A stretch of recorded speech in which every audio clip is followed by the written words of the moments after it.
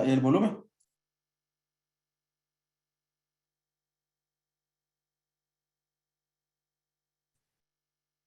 Hi, everyone. We're just waiting. There's some more people jumping on, so we'll get started in just a few minutes.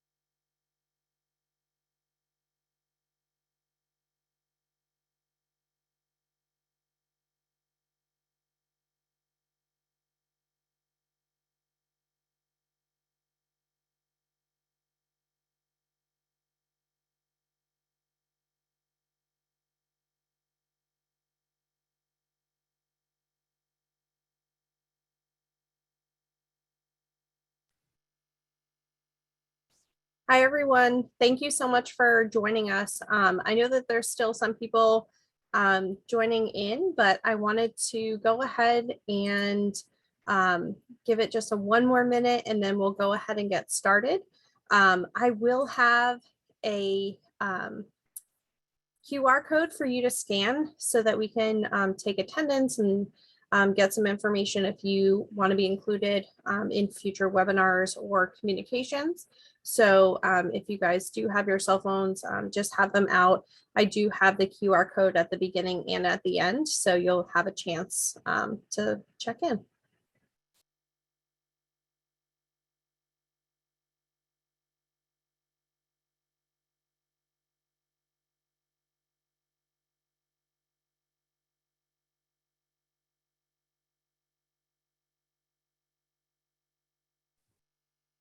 Hey, Courtney, this is Suwoman. Yeah. Ashley just called me. Can you send her the link? Oh, yeah. Yep. Got it. Yeah.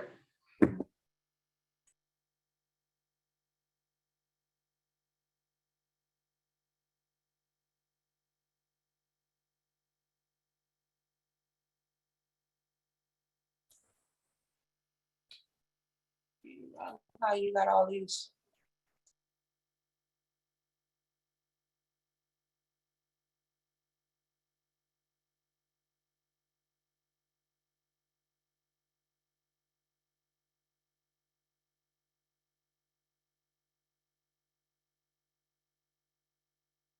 Why?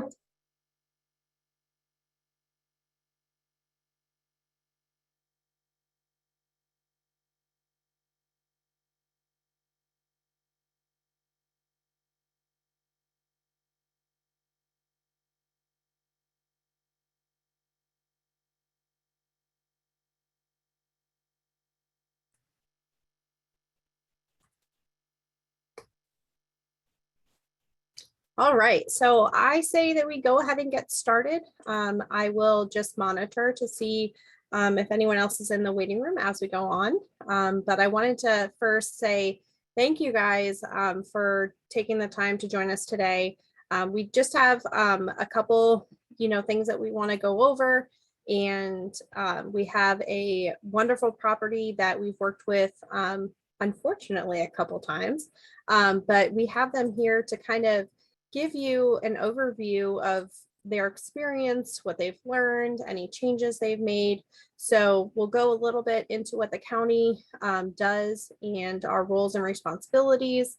We're going to go over a little bit of preparedness and how you can mitigate some of these threats or hazards in your community. And then we'll talk about the actual property that has had an incident and kind of how it went. So for the purpose of the video, the purpose of the webinar, I'm just going to shut off my video, but I just wanted to introduce myself. My name is Courtney Arroyo, and I am one of the duty officers for the Department of Emergency Management and Security. And I'm also the Community Engagement Manager. And I'll pass it over to Suleiman to introduce himself. Thank you, Courtney. Appreciate it. Thanks everybody for coming. This is it's a great turnout here. We really appreciate you giving us a little bit of your time. We want to do this to really explain to you guys what it is that we do here in emergency management, but also to kind of walk you through what our role is when we come out to scene when you have an emergency at your location, and to help you get better prepared for if something unfortunate like that should happen, and how to assist us in taking care of your residents. So thanks again, Courtney, for putting this on. I don't think I introduced myself as Suleiman Brown, but I'm the Deputy Coordinator for Department of Emergency Management here. And Suleiman is also one of the duty officers. So we'll explain a little bit about a duty officer later, but it's just the person who is on call 24/7. We share a week at a time, so Monday to Monday, and that would be basically the first point of contact when something happens. So Suleiman and I could be faces that you see in the future at any events. And then Ashley, do you want to introduce yourself? Sure. I will go on camera as well.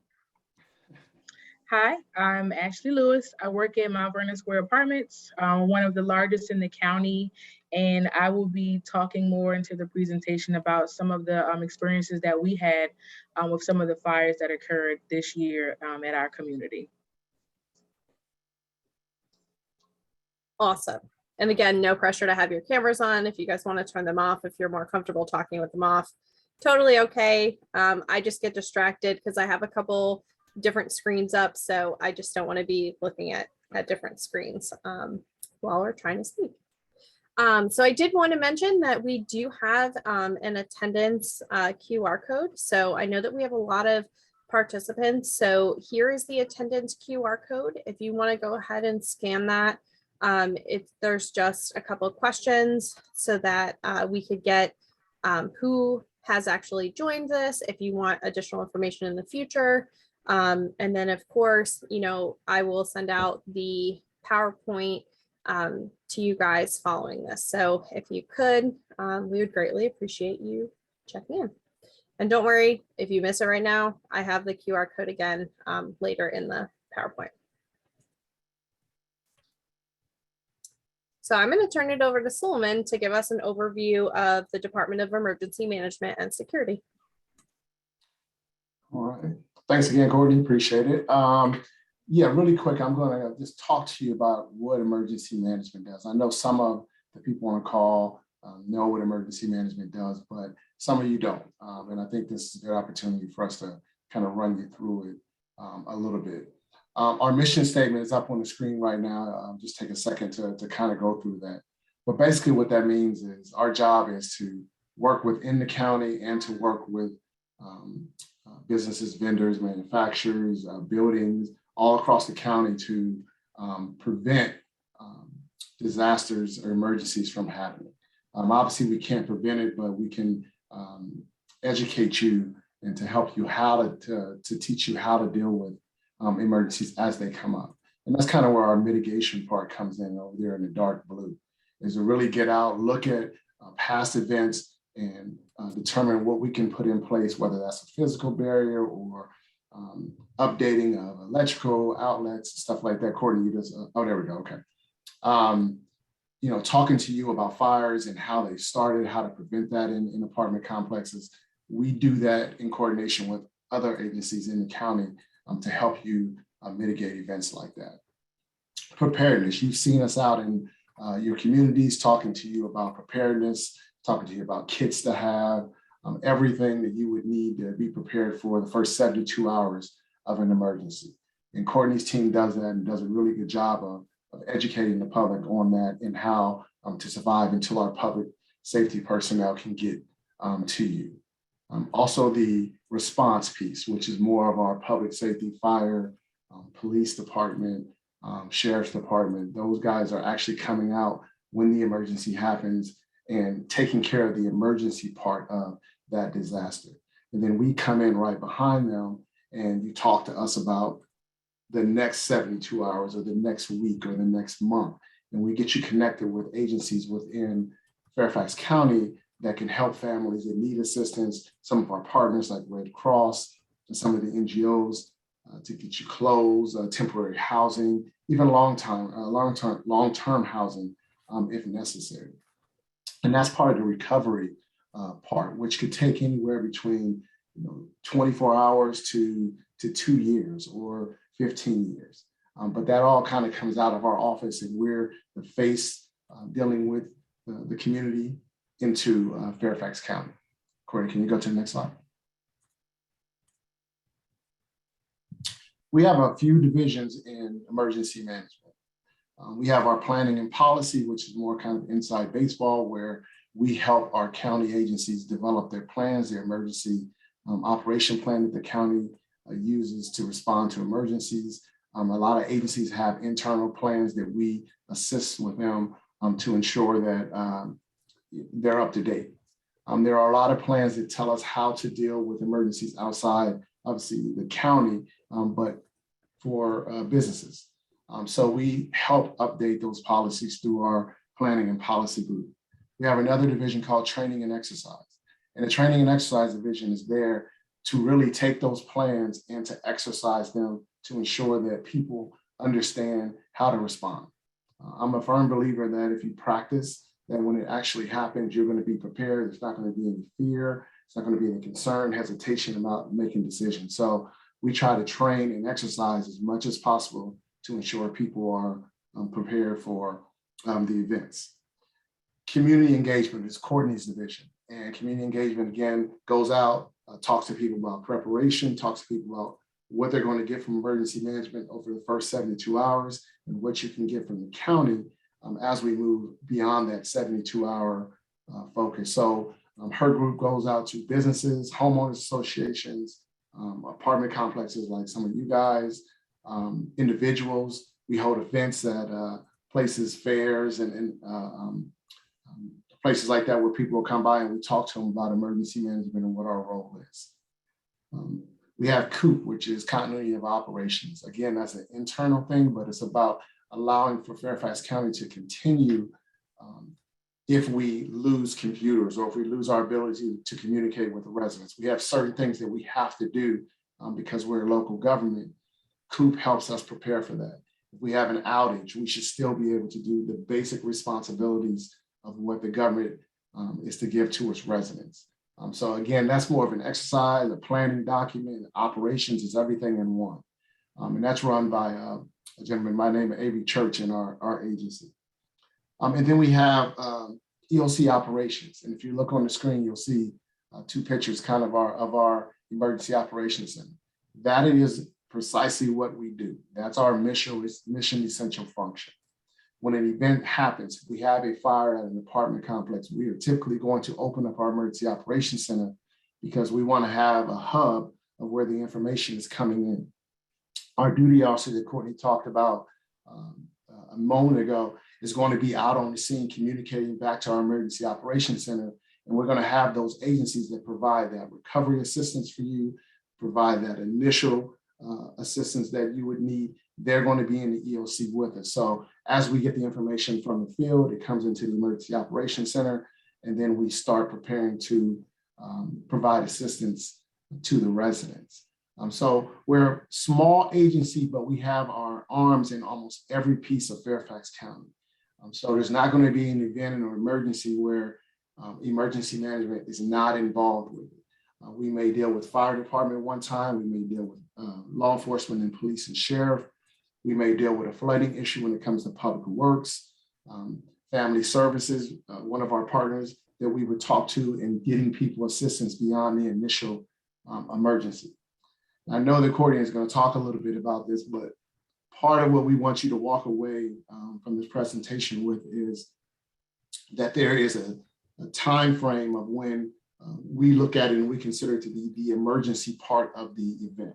You're going to have that support from our partners and from Fairfax County during that event. What we want to get you guys to recognize is there are things that you can do beforehand that you can help your residents prepare for after that 72 hours. Once the initial emergency is over and fire and rescue goes home and the police department goes home, that you can then take over and ensure your residents have what they need to move forward. So that's just a short, kind of synopsis of what we do in Fairfax County Emergency Management. I'll take any questions if anybody has any. If not, I'll pass it back to Courtney.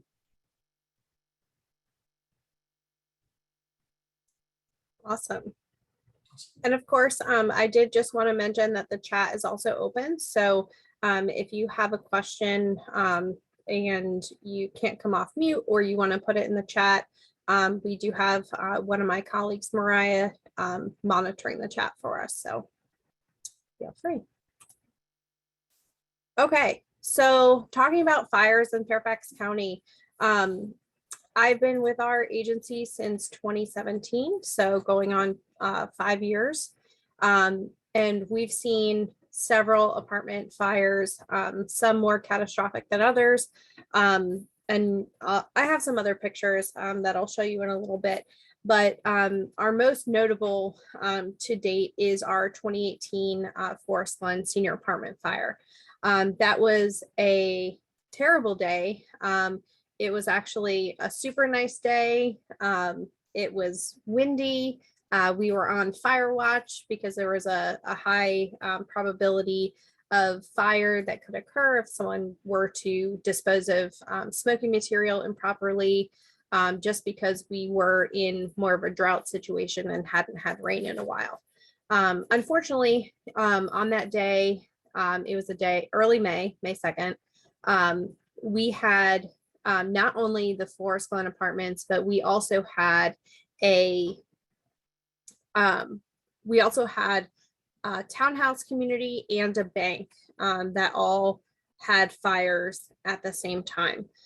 We had mutual aid in the county from all jurisdictions around us, including the Metropolitan Washington Airport Authority, who comes from the airport. So it was pretty big. The Forest Glen apartment, I'll note it in another picture, but that apartment complex, the entire building burned down. The roof did collapse, and all 88 units were uninhabitable. So it was not something that we knew in a couple weeks they could get back into their house. It was more of they're not going to have a house because it has to be knocked down. So I think there was 132 residents, because some of them were couples. They all had to find a new place to live. So that definitely was more of a, tragic ongoing situation. It was an income restricted apartment building. So that also posed some challenges because we had to work with the Department of Housing, Neighborhood and Community Services, and Department of Family Services to kind of figure out who had housing vouchers, who needed, assistance to actually get to a new place. But also we know in Fairfax County, one of the major challenges is actually finding an open unit. So that definitely took a while. The last person from this incident that got into a new unit, I think it was the end of July. So, it took quite a few months to kind of get that process going. In the picture here, you'll see this is actually from just a couple weeks ago, and I didn't even include it in our list, but I did want to note, because it's still kind of an ongoing situation.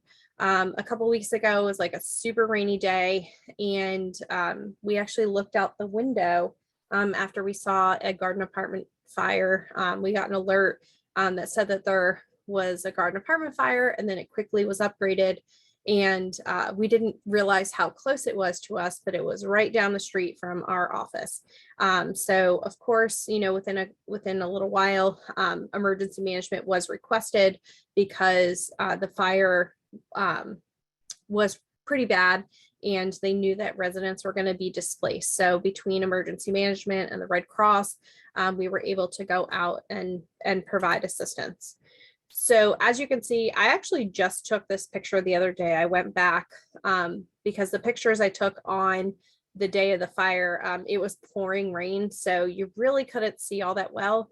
But here you can tell the substantial damage. And I will say that they did predict, or the condo complex was saying, you know, that people should, at least some of them should be able to get back in their units, you know, within a couple days. It's been a couple weeks and everything is still blocked off. No one is back in their units. And I will say it does not look all that different from when the fire actually happened. I think there's some new windows in there, but you can tell that a lot of it is still completely open. So every time it's raining, you can imagine that the water is trickling down. So this ends up being a little bit longer term than they thought. It's going to definitely be several months before those people are back in their units. But again, you know, it all depends on the remediation companies and what they have set up. So what happens when there's a fire? So when the fire occurs, the fire department obviously goes out right away, and they are solely focused on preserving life, and then preserving property, and then preserving the environment. So first of all, we want to make sure everyone's safe. We want to get the fire out. They look at the structure to make sure the structure is sound and kind of go on from there. One of the things that they bring in emergency management and the Red Cross for is kind of to assist those residents who are displaced.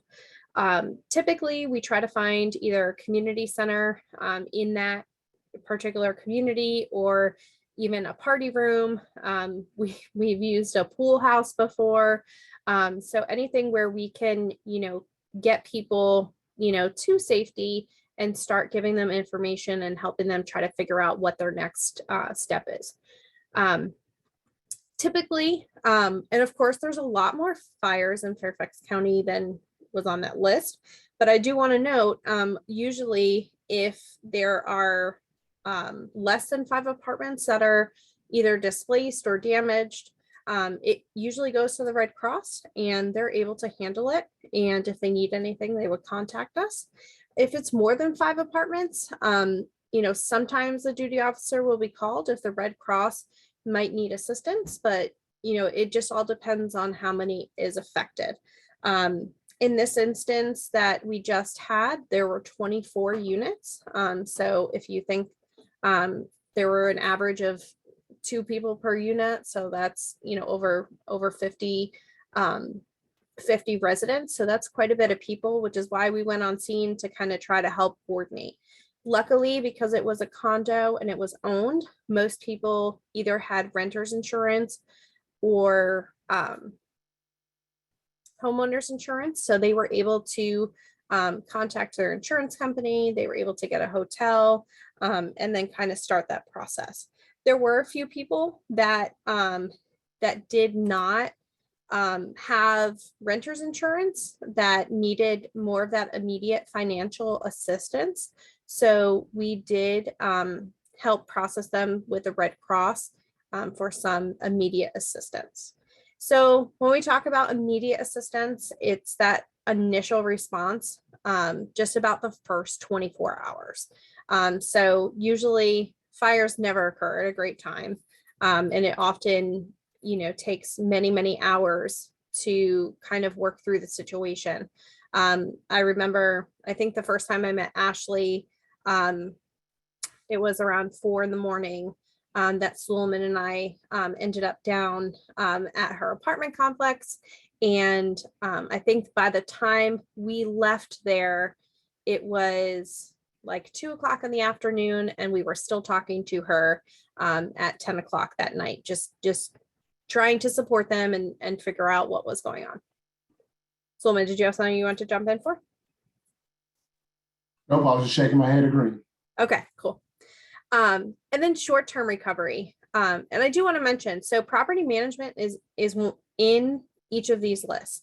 So the first thing that we want to do is we want to work with the property management company. You guys know your residents, you have the relationship with them, and we'll give you a couple tips that really help in an emergency in a little bit, but it's one of the things that we're going to capitalize on. You know, we're going to lean on you guys to give us the information, to give us a list of residents, and really stand by us the whole time so that you understand kind of what's going on, what might happen next, what the Red Cross is providing, so that you're able to take that information and get it to your residents who might not be at the property. In addition, short-term recovery, so 24 to 72 hours.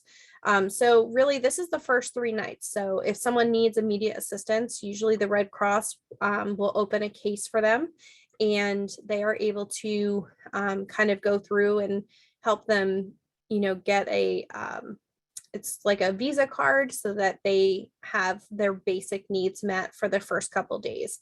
There is a special calculation that they use depending on the property, how big your property is, how many people are in your household, and kind of what the expectations are of how long you're going to be displaced. So sometimes the Red Cross might work with the property management to come back the next day after that initial response, because sometimes people do have a place to go. And once they get some more information about how long they're going to be displaced, they might decide, oh yeah, I do need the Red Cross assistance. But the good thing is, if someone takes the Red Cross assistance and they end up not needing it, if they don't use that card within 60 days, it just goes back to the Red Cross. So there's no pressure to use it, but it's there if they need it. And then long-term recovery, that's property management. So if someone's going to be displaced for, more than 3 nights, that's when property management would step in and take responsibility for what they're going to do with their residents. Some people have, been able to say, yeah, you're going to be out for at least a month. Our contractor has to come in and do remediation and, fix stuff. Fire, there's smoke damage, there's fire damage, but there's a lot of water. So if you can imagine, just pouring buckets of water on something, it does take a little bit to kind of get those things all back together again.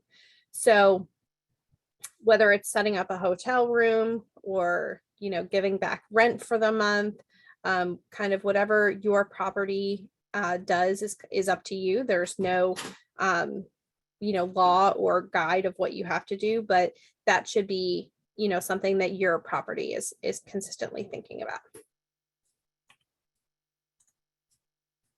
Mitigation and preparedness. So this is kind of my bread and butter, not the legal responsibilities, but mitigation and preparedness.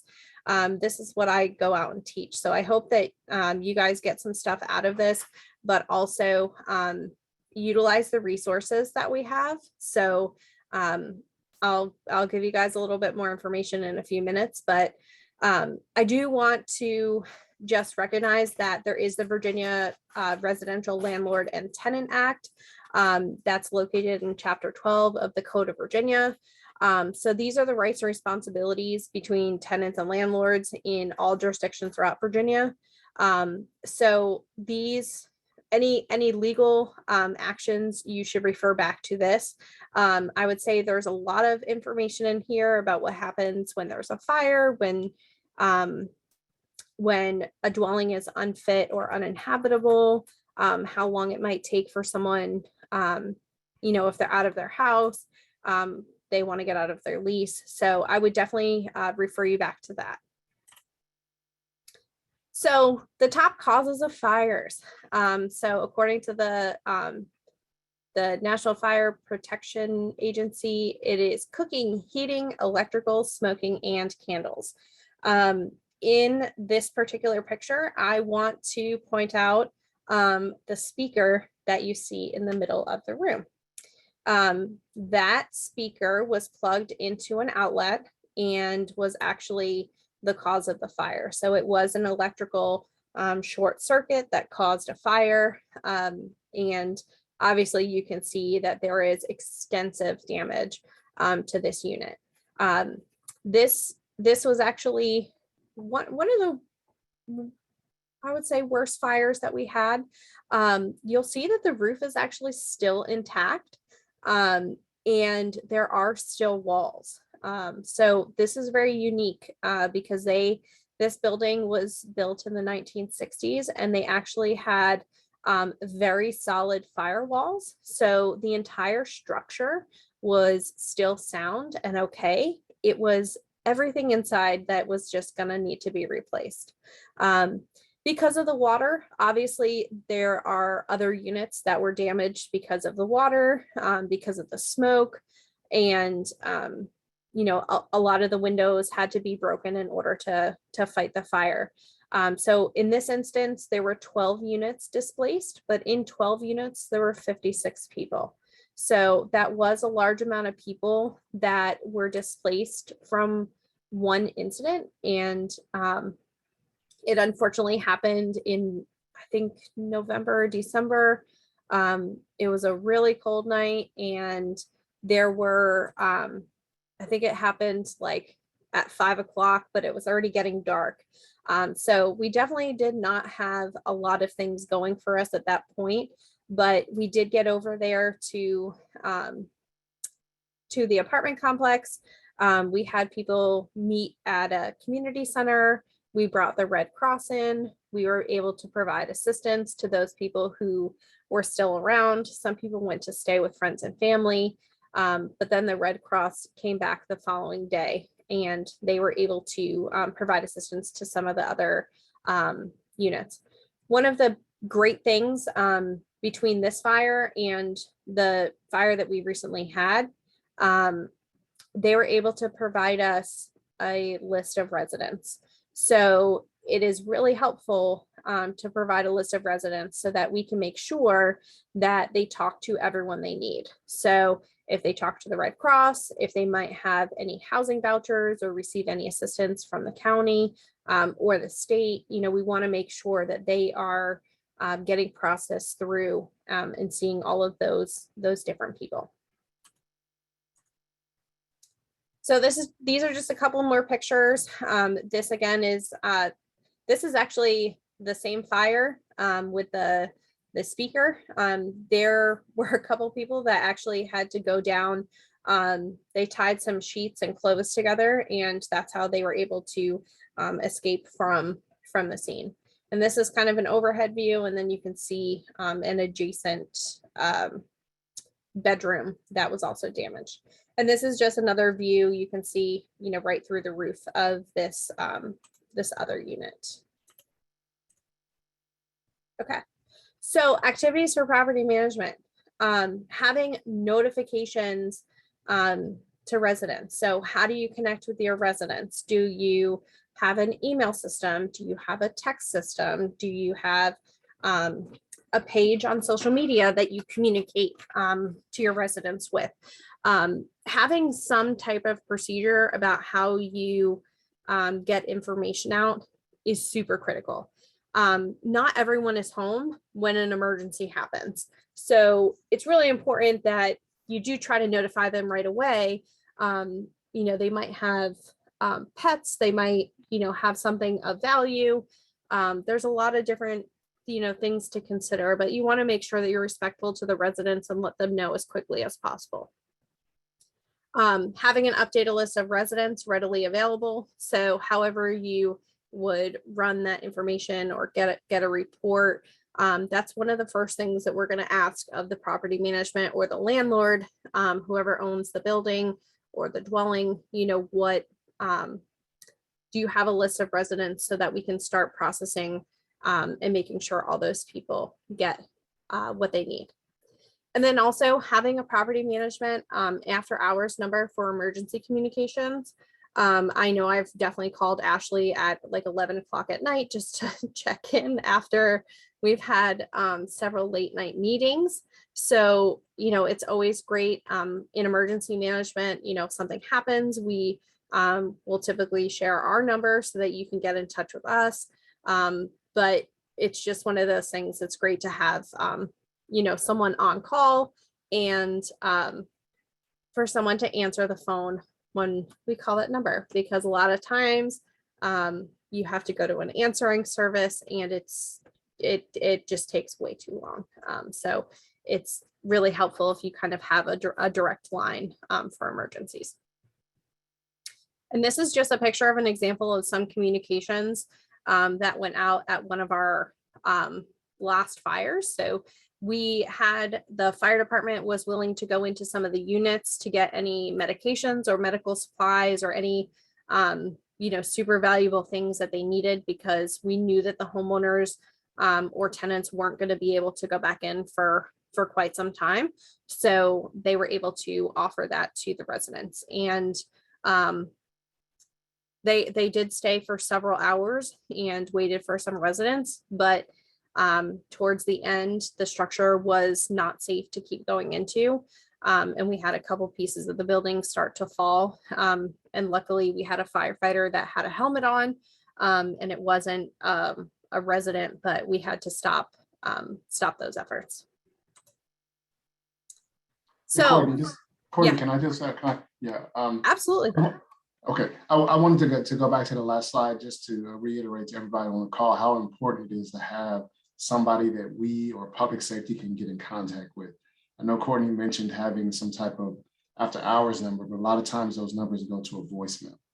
And it's not extremely helpful when we need to talk to someone from your facility, because that's how we get the services that we are coming with that we can provide started.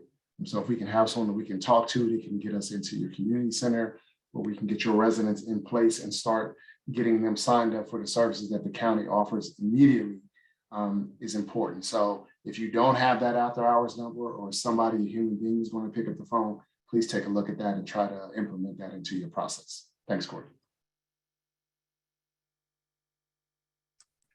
I have a question. Sure, go ahead.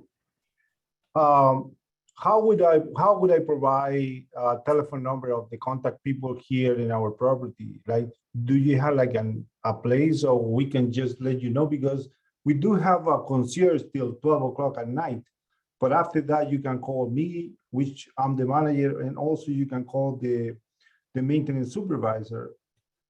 How would provide that information to you so you have it in your system in case something happened, you know, you have it?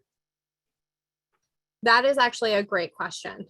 So in our police dispatch system, we have there's an area in there for a location of interest. So in that location of interest, if we have that information, and I can either work with you one-on-one to get that put in, or I can give you the information to contact one of the local officers, but we can have them put that in the location of interest, so that if something does happen at the property, we have that number. Now, I will say it will be up to the property management. If property management does change, you will need to call and change that, because it's not something that you can go in and do. No, I understand that we do have a monitoring company that does the monitoring, and we'll call the fire department and the police and everything. But just in case, you know, I just want to make sure you have all our information in case, you know, something happened. Yeah, absolutely.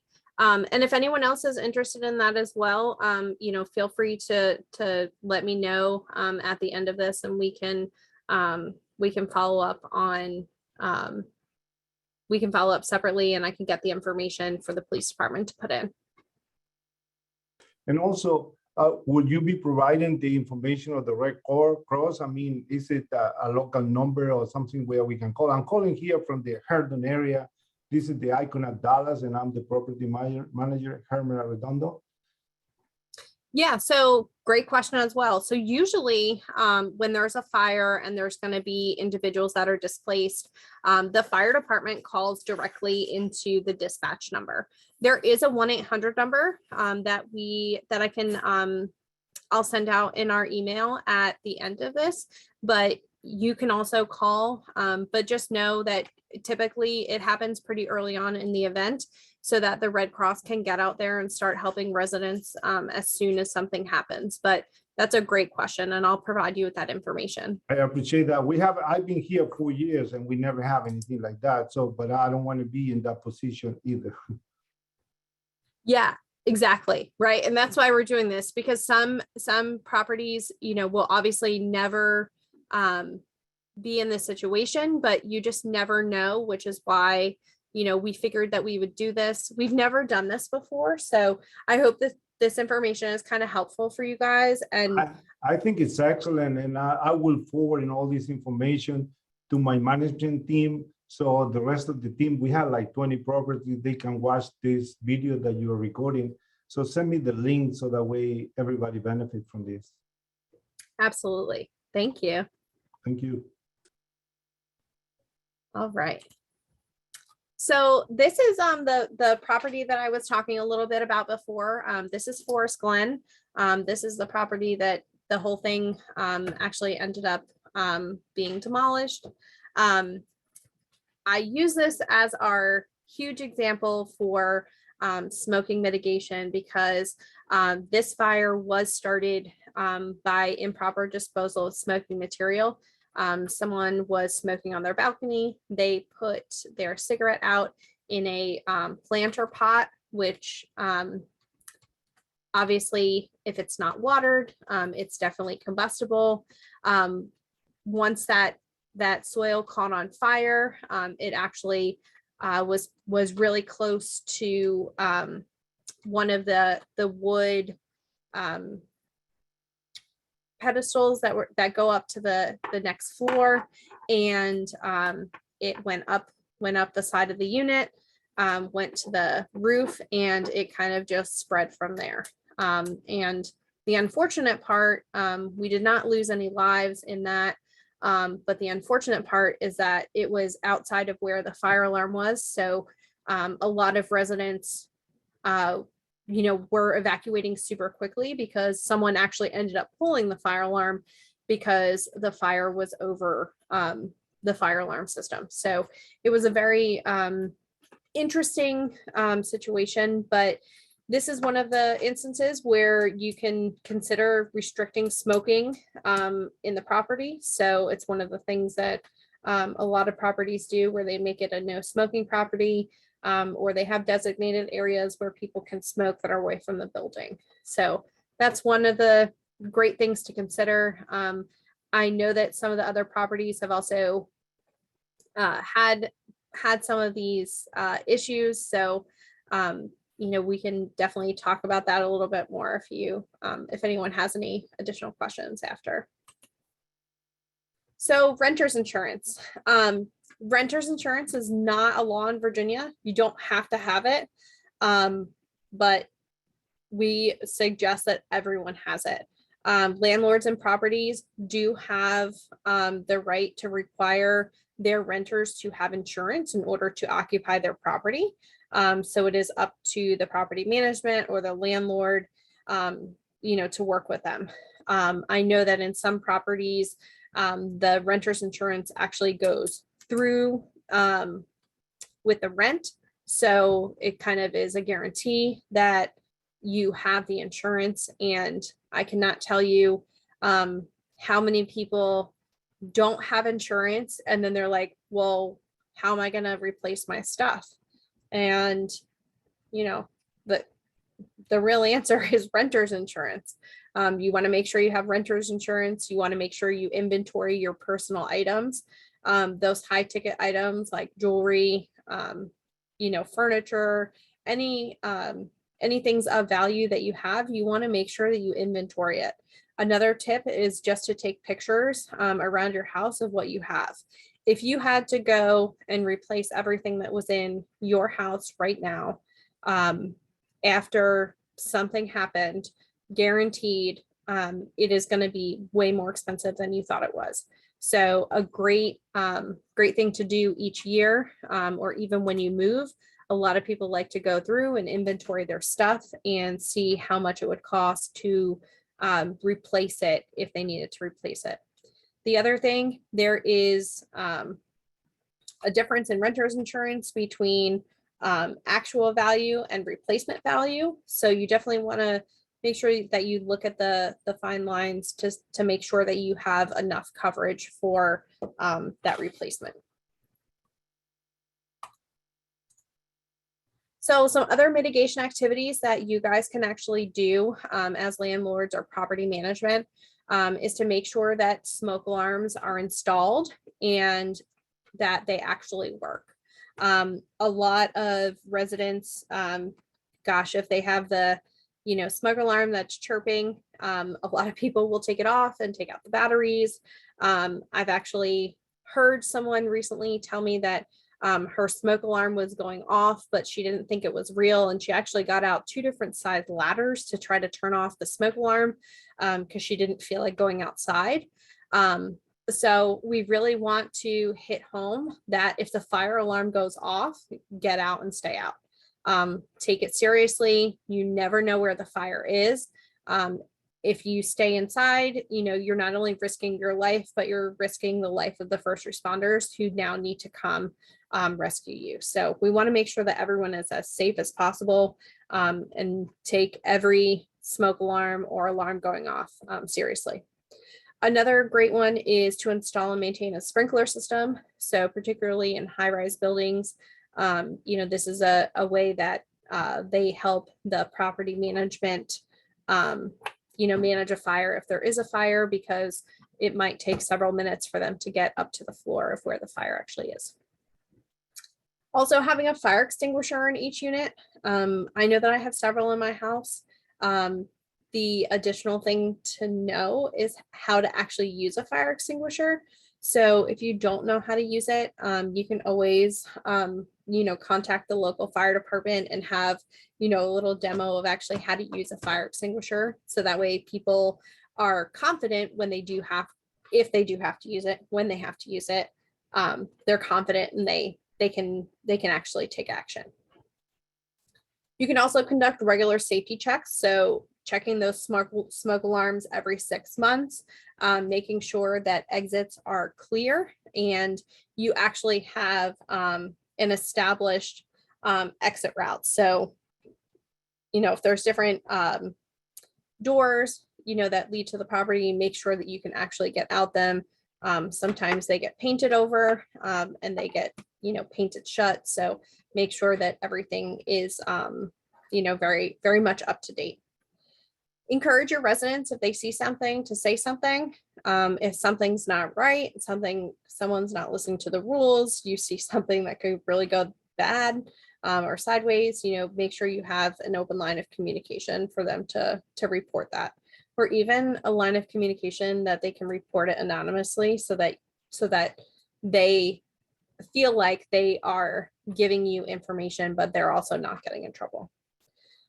Establishing grilling rules, making sure that grills are not super close to the residents. The other thing is the types of grills that you have. So I know in a lot of complexes there are restrictions, but you want to make sure that you really do enforce those, because that could be a problem. Another thing is closing the bedroom doors when you sleep. Closing the bedroom doors when you sleep, it really could mean life or death. There's a lot of people, there's a lot of YouTube videos that you can watch of people who have their bedroom doors closed when there's a fire and one when there's open. And I know we do have one of our firefighters who also works in our office on our call. So if he wants to say anything about that, I will definitely give him the opportunity to do that. But it's, go ahead, Greg, I'll let you chime in. I would love to speak of that. And I can tell you from personal experience in fires that a closed door can do so much to prevent catastrophic loss. I have been in multiple fires where a closed door has turned it into a bedroom or a bathroom that's burned versus an entire apartment or house. If you can close the doors, I know I get on my kids every day and night, like when we leave the house, to make sure all the bedroom doors are closed. Can't say enough about how important it is. Awesome, thank you.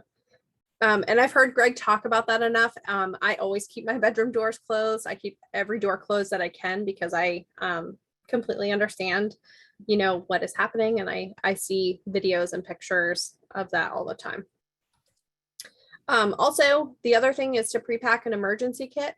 And I will follow that up by letting you know that we have a ton of resources to help residents prepare. So we have several different guides that will walk residents through how to make an emergency plan, how to make a kit, how to stay informed, how to volunteer, how you can put together your 5-step neighborhood guide. It's 5 steps to neighborhood preparedness, how to put together, your neighborhood team. So depending on your neighborhood, everything is customizable. But I really want to, tell you that we are here and we can come out and do a workshop in your community. We could do it virtually, we could do it in person. We're here for you. We want to make sure that residents get the message and are prepared. Our community emergency response guide is available in 6 languages. We don't have them all printed necessarily. They are available at the libraries and the community centers, but you can find it online in multiple languages. We also have information for kids and teens. So if you have a younger kid who is kindergarten through 4th grade, 5th grade, and then anyone from 6th grade to 12th grade, we do have 2 different guides for those age groups. So it really tailors the information, towards their age group, and it aligns with the national curriculum for schools as well. Okay, so you'll be able to get out your cell phone again. Just encouraging you guys, if you haven't already, Fairfax Alerts is a great way to sign up for emergency information. On a regular basis, you can get traffic alerts and weather alerts so that you are, prepared for what's to come. But we also send out emergency information. We have an emergency preparedness newsletter that we send out each month. So there's a lot of different things that, you can customize this to. When you sign up, I do, want to mention, even if you don't live in Fairfax County, if you work in Fairfax County, you should definitely be signed up. If you live in another county, you should definitely check out your other county's information, because we do all send out a lot of great information. And we want to get the information out as soon as we can when there is an emergency.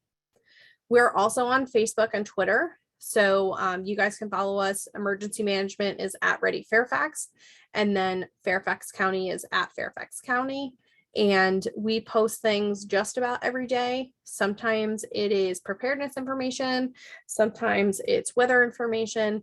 It just all depends what's going on, but we at least post once a day. Usually it ends up being multiple times a day. And we try to keep things fun and relatable to the residents. Okay, so I think you guys have heard me talk enough. I am going to turn it over to Ashley, who is from Mount Vernon Square Apartments. And I have some, talking points to kind of prompt us for her to kind of tell us her story about what's happened during the incidents. And then you'll have a chance to ask her some questions and we're really excited to kind of get this conversation going. First, thank you for giving me the opportunity to speak to other communities. That is really great. Before I start anything, I wanted to touch bases on, there was a gentleman that asked about like leaving contact information. I'm going to turn my camera on really quickly, because what we do is we have an emergency management guide that we update every month, and it entails every manager's information, is even every resident. We print out a rent roll. So in the event of a fire, there's no access to a computer. This is left in our office and also our maintenance area, so that way if you're looking for a resident from a specific building, you're looking to contact someone and no one has reported to the site for just whatever reason, then you have a listing of numbers and who to call. And it also has our vendors that we use for emergency procedures such as fires, that the fire department can access and contact. So if that's something that some of your sites don't have and you want to put in place, it's very important that you should, because you just never know when someone will need to pull out a number and call someone. And I can send you kind of the information that I have later on. Courtney will give out my email and I can kind of send you what we have. So our initial incident, we had a fire February 1st of this year, and it was an electrical fire. There are 3 connected buildings. In our middle building sustained the most damage. The fire, of course, came out of nowhere. You cannot predict an electrical fire. And a lot of the residents, all of the residents in those 3 buildings had to evacuate. And it was 4 o'clock in the morning, so it was kind of early. People were sleeping. So just imagine some having to go to work that morning, or some people that are already at work that do the night shift having to come back to not being able to have no power. And again, it's February, so it was really cold outside, and it was a little icy because it had rained that prior day. What we typically do when we have fires like that occur, we try to get all of the residents to come to our leasing center, which is like a clubhouse, and we have them sit there and we kind of take rent roll to see who we were able to contact, who was there, who's not there. So that way we can let them know that there has been a fire, there's been an incident, they may want to come home or, contact the office as soon as possible. The one thing that I can say is it's very important to show empathy in these situations, because people are displaced from their homes. And a lot of times what we do is we let them know that we are there for them. And we always provide some type of food. We'll get them breakfast, coffee, donuts. I think one time we ordered IHOP for some of the residents that were there, because it was rather early when the fires occurred. This particular fire displaced 32 homes, and couldn't even tell you how many people were in each home, but it was 32 homes total. And they were without power for 4 days. And because this was an electrical issue, and because there was no power, there was no access to any heat. There was no access to them being able to see inside their homes. The Red Cross is generous enough to respond to these kind of incidents, and we do notify them when a fire occurs, such as the Office of Emergency Management, and they usually always come right away. Courtney also showed in one of the slides that there was like an email blast portal. And I don't know if a lot of you use Rent Cafe, but that's something that we use at Morgan. And it's basically our online system to where we can contact the residents via email, and we send them notifications. And communicating with them is very important. And it's just easier to do it that way in big instances like this, when you have to contact so many people and you're limited to how many staff you may actually have on site at that time. So Rent Cafe or any kind of portals that you use with your management software is very, very important with communicating with your residents. The first calls that we made to the residents, of course, like I said, was that, there was an incident and, trying to figure out their placement. After the 24 hours, again, in this particular case, it took a total of 4 days. A lot of people were able to stay with loved ones. Some people took the help of the Red Cross, and sometimes they're able to put them up in hotels. And of course, that's situational depending on what's going on at that time. In the event that you don't have those kind of resources, or if the apartment becomes inhabitable, if you have a lot of product on your property, it's best to maybe put someone in a model home. You may want to consider doing a transfer to a new unit. which one of our tenants had to do, which was the person that was directly under the electrical fire. We were able to move her in a couple hours after the fire had happened. She moved into her new home somewhere on the property. And again, that may not be something that everyone could do, being as though our property is rather large. You may not have access to a vacant ready home at that time, but that may be something you want to consider. Anytime we have a major fire, we have a protocol to where it's all hands on deck. All of our managers, as far as our regional managers, if you have an RFM, which is a regional facility manager, they also come as well to kind of make sure the building is safe. What do we need to do? Who do we need to call? And it's very important that you know who you need to call in the event of a fire. So please have that in place. And that's also something you can put in your emergency manuals if you have something like that. So we do that. We have really good relationships with our contractors.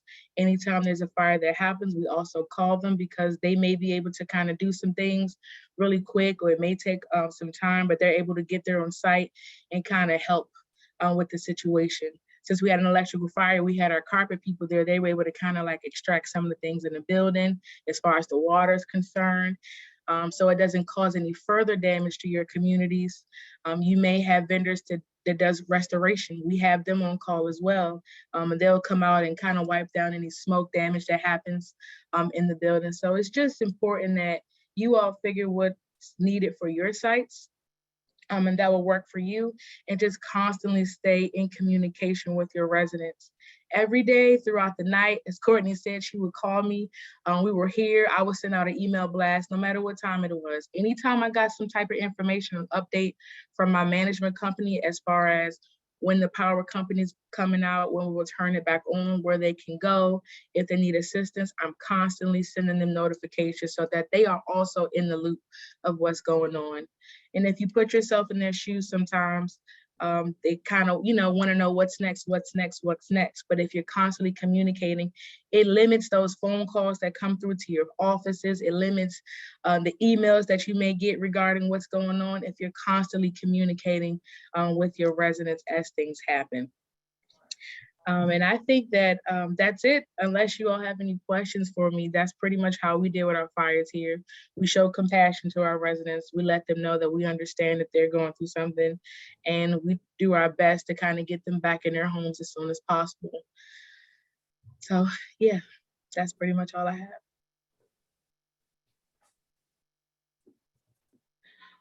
There's a question. Do you have a list of what you put in your binder? Yes, I do actually. I don't mind sharing that with you. Courtney will give you my email and I can send you everything that I have in the binder. The general stuff is a rent roll. You want to have every single resident's information in there. All of your management contact personnel, as far as the property manager, the service manager, your assistant manager, any on-call texts. You want to make sure all of that's in there. Any vendor that you use, as far as carpet restoration, your electricians, anyone, even if you have a turns vendor that's good with maintenance in general, you want to have all of their information in there. And I have no problem with sharing that with you.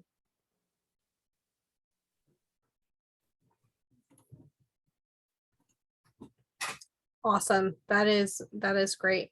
I also put in the chat and I'll send a follow-up. I did just create a quick survey for the location of interest. So if you are interested in putting the emergency contact information in there, if you want to just fill out that quick form, I can make sure that we work with our public safety partners to get that in. On the screen right now, you will see I did throw back up the attendance QR code. If you didn't get a chance to fill it out, that would be great. It just gives us a little bit more information. And if you want any ongoing communication, if we host any webinars in the future on different topics, if you would like to be included in those invites, that would be cool. So I did want to open it up. Does anyone have any questions? I know that we're about 25 minutes early. Not that anyone, couldn't use their time back. I totally understand if you could use your 25 minutes back, but I don't want to and with people still having questions.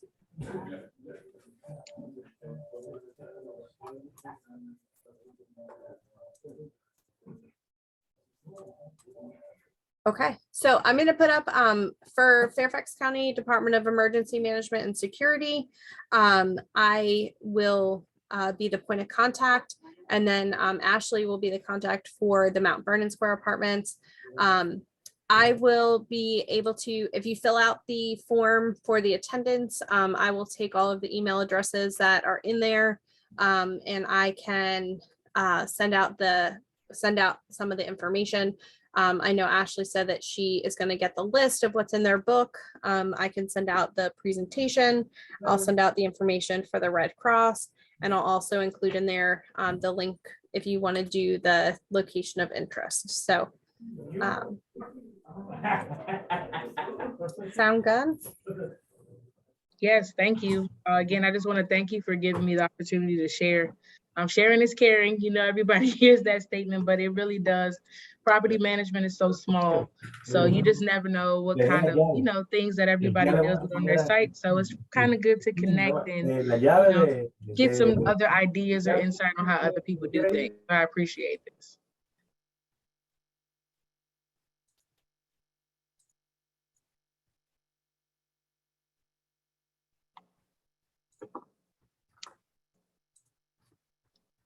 Okay, Lucinda, I got it. Okay, so I just put the attendance back, the attendance link in there again. I also have it back up on the screen. So I'll leave it up there for a couple minutes and stay on in case anyone wants to stay on and ask any other questions. Will there be a recording sent to us? I need to figure out how that works. I've never been able to share a recording, but I might be able to upload it to YouTube and share it that way. So give me a day or so on that, and then and I'll be able to get back to you on that. But I will definitely follow up via email.